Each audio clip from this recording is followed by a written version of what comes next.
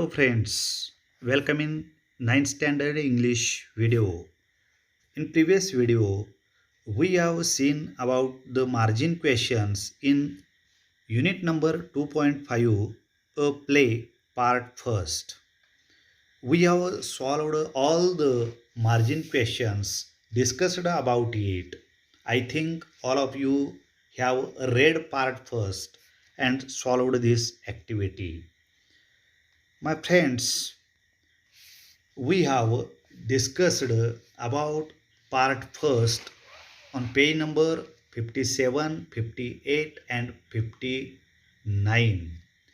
In these pages, part first is given about a very interesting story about a king Chaupat. In this video, we have referred about the characters involved in part first. This is a funny and interesting play and simple play. There are two parts, but we have completed only first parts. The characters king, guards, disciples, thief, merchant, bricklayers, mortar makers and moneylenders and his daughter. There was a kingdom, Andher Nagri, and the king Chaupat was the king of this kingdom. The king were famous for amazing stories in that kingdom. Everything sold in the same price. In the play, the thief is asking for the justice, and the king decide the justice in part first and part second. विद्यार्थी मित्र हो, अ play ही एक विनोदी नाटिका आपल्या अभ्यासक्रमासाठी नेमलेली असून यामधील राजा चौपट याच्या न्यायाविषयी हा राजा प्रसिद्ध होता. अंधेर नगरीमधील मिळणाऱ्या सर्व वस्तूंचे भाव हे एकच होते. ही सर्व माहिती जाणून घेण्यासाठी त्या राज्यामध्ये पहिल्या भागात एक शिष्य त्या राजामध्ये त्या दरबारामध्ये हजर झाला होता. तो शिष्य त्या राजाच्या न्यायनिवाडा कशा प्रकारे चालतो हे पाहण्यासाठी तो उपस्थित आहे. त्याच वेळेला त्या दरबारामध्ये एक चोर आपल्याला न्याय मिळावा यासाठी तो राजास विनवणी करत आहे. विद्यार्थी मित्रो, पान नंबर 54 वरती दिलेल्या वॉर्मिंग अपमधल्या सर्व ॲक्टिव्हिटी आपण सोडवलेल्या आहेत. त्याच पद्धतीनं पार्ट 1 मध्ये जो page number 55, page number 56 and 57 and 58, we have discussed about all the texts, and as well as we have completed the margin questions given in this first part.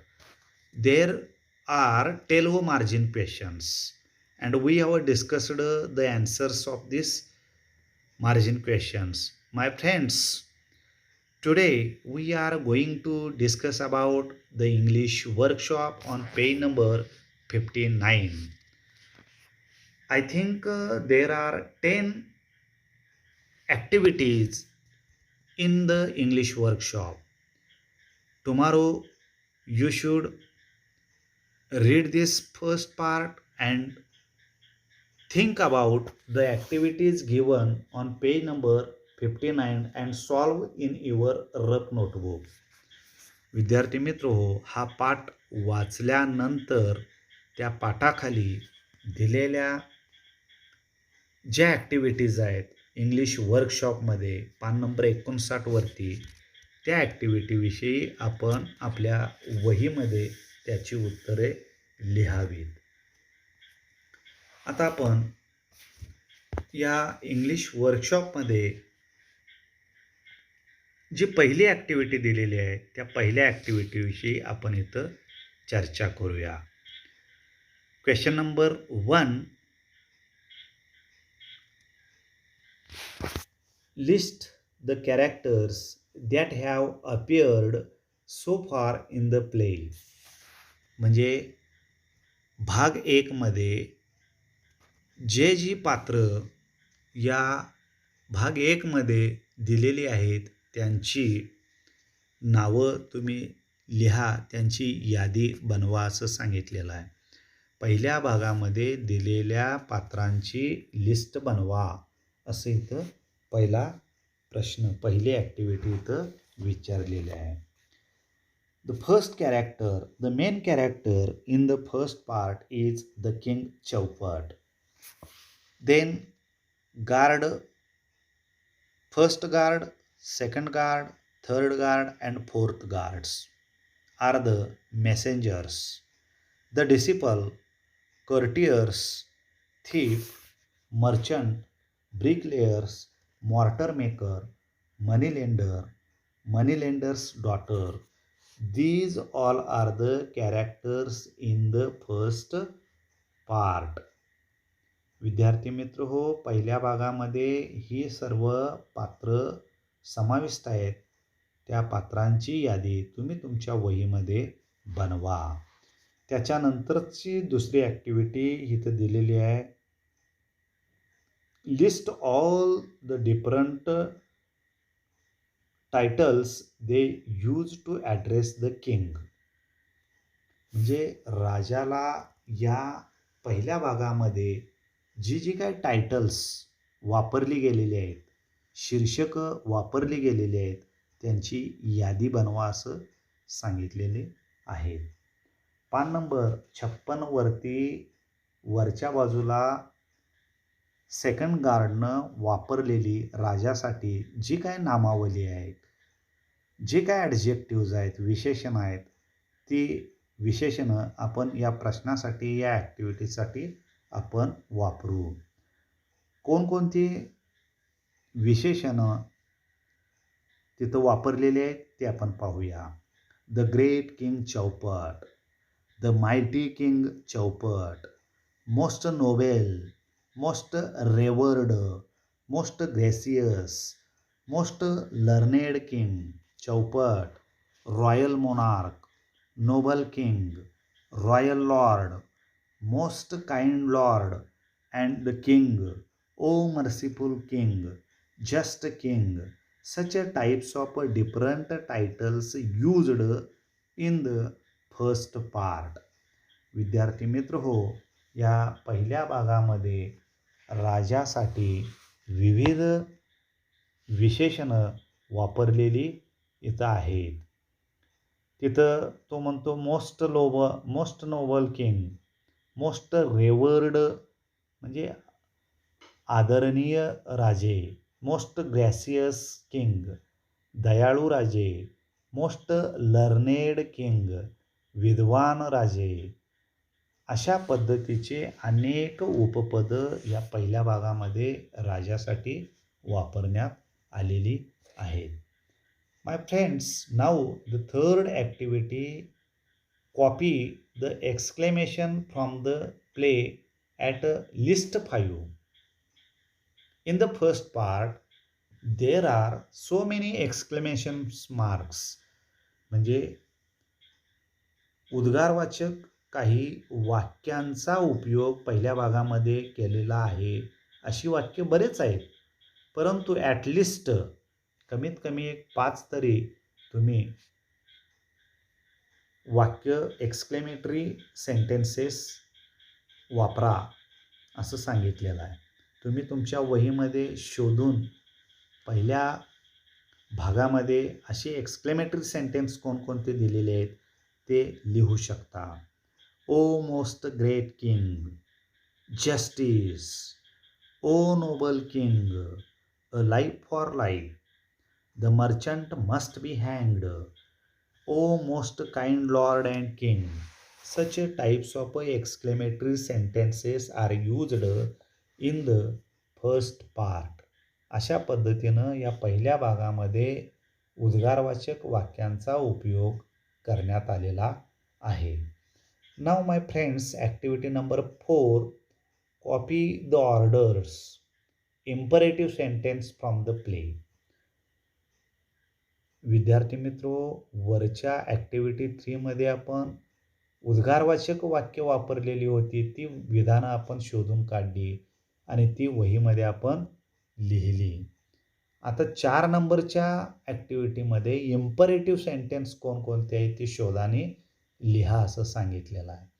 आता इथं imperative sentence, imperative म्हणजे आज्ञार्थी वाक्य. ज्या वाक्यांची सुरुवात क्रियापदानं झालेली असते अशी आज्ञार्थी वाक्यांची सुरुवात, अशी वाक्य तुम्ही शोधून लिहा. मगाशी आपण एक्सक्लेमेटरी सेंटेन्स पाहिलेलं होतं. आता इम्परेटिव्ह सेंटेन्स या वाक्यामध्ये कोणकोणते आलेले आहेत ते आपण पाहू. Be alert, halt, bow to the royal monarch, fetch the merchant at once, do not fret father, spare my daughter, let the potter be brought here, summon the mortar maker, bring the careless bricklayers.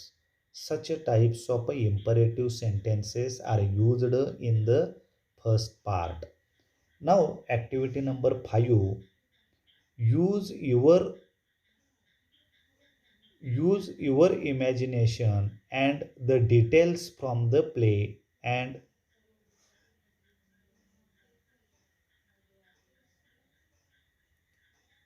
a map of the Andher Nagari. प्रश्न कसा विचारलेला आहे बघा विद्यार्थी मित्र हो. इथं use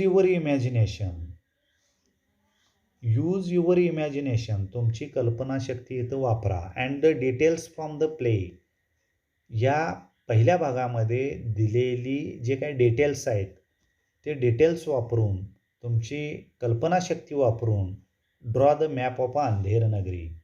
Andher Nagari या राज्याचं आपण काय करायचं आहे, मॅप, नकाशा त्याचा काढायचा आहे. तिथं आपल्या कल्पनेनं आपण तयार करायचं आहे. त्याच्यामध्ये पहिल्यांदा आपण राजाचा राजवाडा दाखवू. त्याच्यानंतर त्या ड्रॉइंगमध्ये आपण घनघोर फॉरेस्ट, जे त्या राज्याच्या पूर्वेच्या बाजूला होतं ते घनघोर फॉरेस्ट तिथं दाखवू. पॅलेस ऑफ द किंग चौपट वापरू आपण तिथं. द टेम्पल वापरू.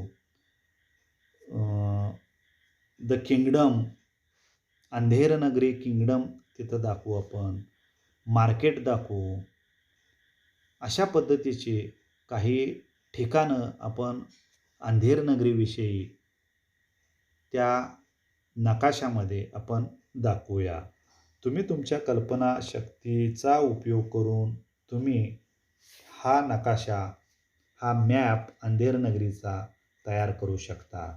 पहिल्यांदा आपण त्याच्यासाठी दिशादर्शक म्हणून पूर्व, पश्चिम, दक्षिण, उत्तर, that means the east, west, south and north, these 4 sides we decide, and then draw this map of Andher Nagari. Show in the map the palace of the king Chaupat, the temples, market of Andher Nagari, the east sides Ghangor forest, and the kingdom of Andher Nagari. Such a types of spots you can denote in the map. Now my friends, activity number 6, write what of the following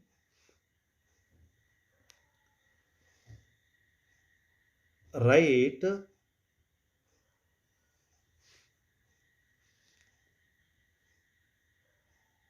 what each of the following should have said after listening to the complaint against him or her. The question again I am going to read here. Try to understand its meaning. What write, liha, what each of the following should have said after listening to the complaint against him, her. प्रत्येकाने complaint ऐकल्यानंतर व्यक्तींच्या विरोधामध्ये, त्याच्या विरोधात किंवा तिच्या विरोधामध्ये कोणती प्रतिक्रिया दिलेली आहे. तिथं काही नावं दिलेली आहेत. डॉक्टरनं कोणती प्रतिक्रिया दिली, Potter, mortar maker, bricklayer, merchant काय प्रतिक्रिया व्यक्त केलेली आहे ते आपण इथं पाहूया.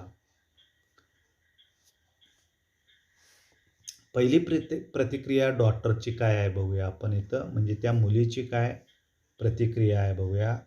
I am not to blame. I am not to blame. मला दोषी तुम्ही ठरवू नका. Why did he look in my direction.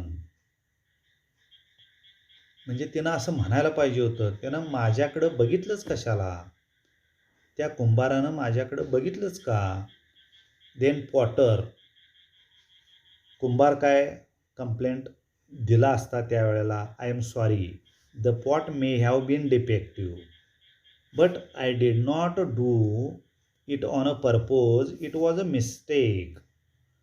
मी मुद्दामहून ते भांडं बनवलं नाही, त्याच्यामध्ये डिफेक्ट दोष निर्माण केला नाही, चुकून झालेला आहे, माझा उद्देश तो नव्हता. त्याच्यानंतर मॉर्टर मेकर काय म्हणतो बघा. If my mortar was not a good quality, why did the bricklayer buy it and use it.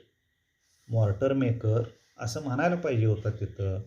If my mortar was not a good quality, जर माझा चुना चांगल्या दर्जाचा नसेल तर why did the bricklayer buy it and use it. तर त्या ब्रिकलेयरनं कशाला तो वापरायचा, त्याचा वापरच करायचा नाही, खरेदीच करायची नाही. त्याच्यानंतर ब्रिकलेयर काय म्हणेल. I laid the brick well. What really went wrong is beyond my understanding.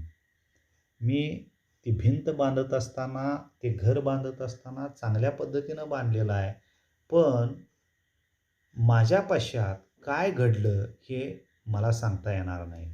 And the last one is the merchant. Merchant should blame. I have been staying here for some time. My house is not old, it is a new and everything has been fine. The thieves has weakened the wall by making a hole in it. म्हणजे त्या चोरानेच माझ्या घराची भिंत फोडली आणि ती weak केली, त्यामुळं हा दोष सगळा त्या चोरांचा आहे असं मर्चंट म्हणू शकला असता. My friends, activity number 7.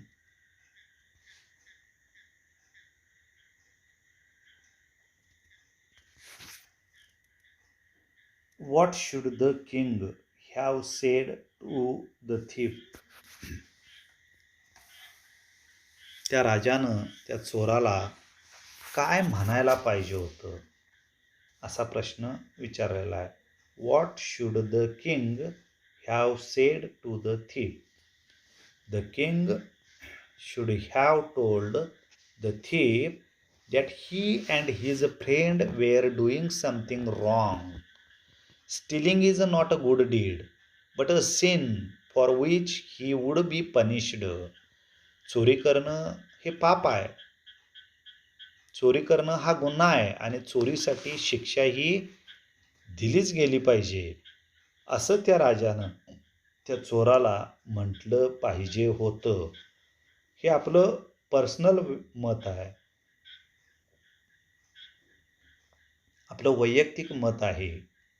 त्याच्यानंतर activity number 8.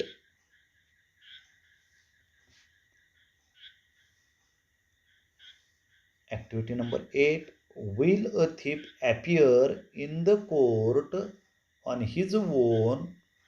Why does this thief dare to do so? Will a thief appear in a court on his own? And why does this thief dare to do so. म्हणजे तो चोर जो होता तो चोर स्वतःहून त्या कोर्टामध्ये हजर झाला होता का, दरबारामध्ये हजर झाला होता का, आणि त्यानं तसं हजर होण्याचं धाडस कसं काय केलं, त्याचं धाडस कसं काय झालं की दरबारामध्ये येऊन मी चोरी करतोय हे सांगण्याचं राजापुढं धाडस कसं त्यानं केलं. No, the thief appears in a court on his own. तो स्वतःहून हजर झाला. This thief dared to do so because he knew the king would listen to him. Whether he was a thief or anyone else, no one was ever thrown out of the court. The thief knew about the king. He would listen him, and the thief dares to do so because the king was not a powerful. म्हणजे तो चोर त्या दरबारामध्ये येऊन आपली व्यथा सांगण्याचं त्यानं धाडस कसं केलं, तो जाणत होता राजाला. त्याला माहीत होतं राजा हा एवढा क्रियाशील नाही आहे, पॉवरफुल नाही आहे तो, आणि आपल्याला न्याय देणार, म्हणून तो त्या दरबारामध्ये हजर झाला. Now my friends, we are going to discuss about the language study. This language study is important for the activity sheet. Language स्टडीचा भाग हा ॲक्टिव्हिटी शीटमध्ये अतिशय महत्त्वाचा असणारा भाग आहे. ग्रामरशी संबंधित हा भाग आहे, आणि त्यामुळं ही ॲक्टिव्हिटी आपण आपल्या वहीमध्ये सोडवण्याचा प्रयत्न करा.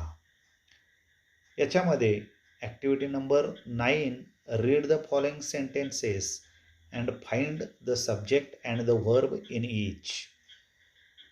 There is given one table in your book, and in the table there are 3 columns.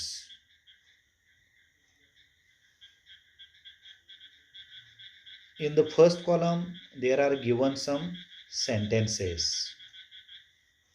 In the second column you should find out the subjects from these sentences, and then you should find out the verbs from the given sentences. There are given 5 sentences, 1, 2, 3, 4 and 5. You should find out the subject and predicate from the sentences. विद्यार्थी मित्रो, language स्टडीसाठी एक प्रश्न तुम्हाला असा विचारलेला आहे. त्या प्रश्नामध्ये एक टेबल दिलेला आहे, आणि त्या टेबलमध्ये काही वाक्य दिलेली आहे. त्या वाक्यांच्या आधारे तुम्ही त्या वाक्यामधील कर्ता आणि क्रियापद हे शोधून तिथं लिहायचं आहे. त्याच्यामध्ये पहिला भाग तिथं दिलेला आहे, यू आर अ स्ट्रेंजर. पहिलं वाक्य दिलेलं आहे. त्यामधील सब्जेक्ट कोणता आहे, यू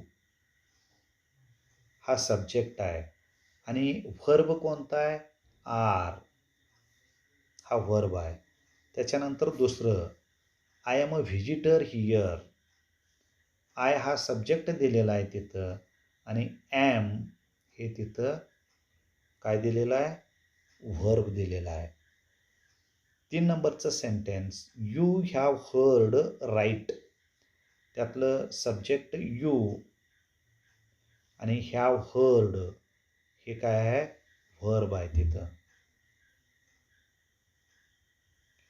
त्याच्यानंतर 4 नंबरचं वाक्य आहे, he must pay with his life. He हे त्यामध्ये सब्जेक्ट आहे, आणि मस्ट पे हे काय आहे, व्हर्ब आहे तिथं. त्याच्यानंतर शेवटचं वाक्य, the king will not hang me. आता तिथं द किंग हे सब्जेक्ट आहे, कर्ता आहे, आणि त्या वाक्यामध्ये व्हर्ब विल नॉट हँग हे काय दिलेलं आहे, व्हर्ब दिलेला आहे. अशा पद्धतीनं आपण स्वतः ती वाक्य आपल्या वहीमध्ये सोडवण्याचा प्रयत्न करा. आता याच्यानंतर 10 नंबरची ॲक्टिव्हिटी आपण पाहतोय. 10 नंबरची ॲक्टिव्हिटीमध्ये काय दिलेलं आहे बघा. Read the following sentences, tick the ones in a passive voice, copy them correctly. खाली दिलेली विधानं वाचा आणि त्या विधानामध्ये पॅसिव्ह वॉइसची विधानं कोणती आहेत त्याला टिक करा असं सांगितलेलं आहे. अशा पद्धतीनं टिक करा.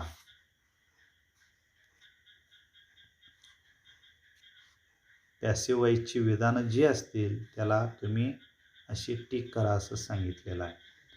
पहिलं दिलेलं आहे I have heard amazing story. हे ॲक्टिव्हचं वाक्य आहे. 2 नंबरचं वाक्य आहे I am specially impressed by the fact. This is the passive voice sentence. I am quite happy about it. ॲक्टिव्हचं वाक्य आहे. त्याच्यानंतर 4 नंबरचं वाक्य बघा आय बेग फॉर जस्टिस. ॲक्टिव्हचं वाक्य दिलेलं आहे. 5 नंबरचं वाक्य and my friend was instantly killed. This is the passive sentence.